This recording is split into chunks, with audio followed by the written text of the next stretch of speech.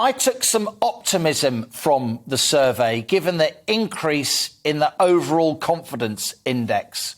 Was I right? Yeah, you are right, because I think most small business owners are naturally optimistic. It's in our DNA that we should be optimistic.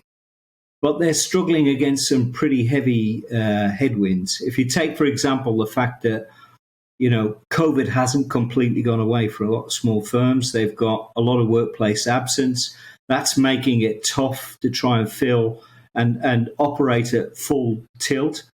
9 out of 10 of them are seeing operating costs increase. That's the highest we've ever seen in our survey. Skill shortages are still a big problem. And it's hard for them to compete with the bigger companies, because the big companies will always outbid them on salaries and benefits.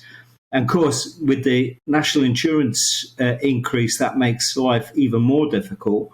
And of course, the other factor is business rates are back, which makes it difficult for a lot of retailers.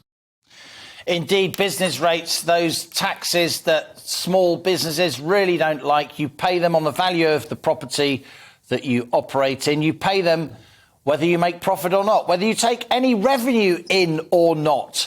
Don't you, Maggie? You'll know all about that, Maggie Holmes at the Oddfellows Arms pub up there in North Yorkshire. Yes, you certainly do. And although it was a nice break for us to have it, to come back and have these business rates start up again, it is money you've got to find, whether the doors are open or not, whether you're busy or not. You have got to find that money. So it is a difficult time in that sense. Although we do have quite a lot of optimism at the moment, we're busy. But on the double-edged sword is that we've also got the rising suppliers' costs and everything else. And again, as the last gentleman said about the COVID, that's still hanging about. You've got workplace problems where people can't get into work still.